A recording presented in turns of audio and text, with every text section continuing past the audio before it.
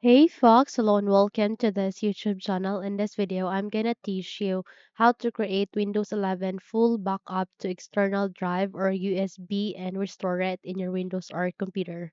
So without any further ado, let's get started.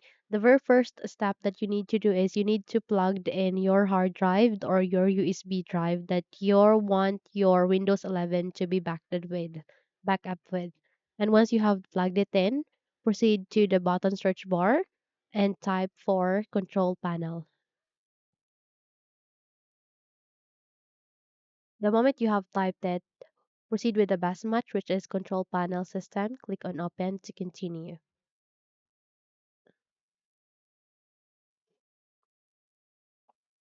Okay, so once you are here in this window, if your view or window doesn't look like this, proceed to view by and change it into category.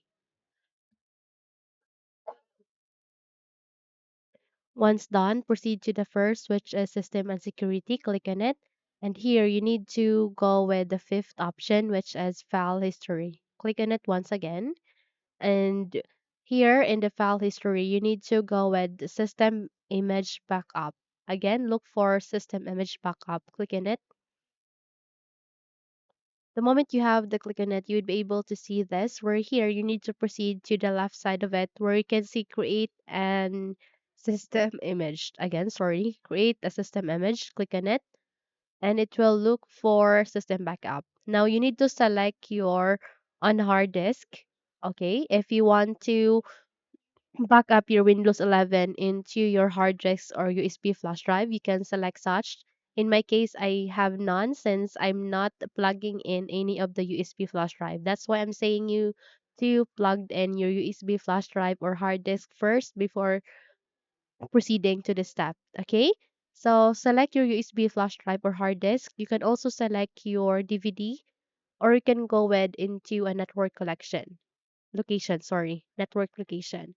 So once you have selected it, click on next and it will now starting to back up your file. It might take some time. It will depend on your file that you have in your Windows 11. Okay. So once you're done, it might take some time, but definitely it will be worth it because all the important data or files will be restored in your hard disk or in your DVD or in your network location. Okay, so that's it. Simply close this window once you're done and you're good to go. So if you think this video helped you a lot, then don't forget to subscribe, hit the like button as well as the bell icon to be updated for more tutorials like this. Thank you for watching this video and have a good day.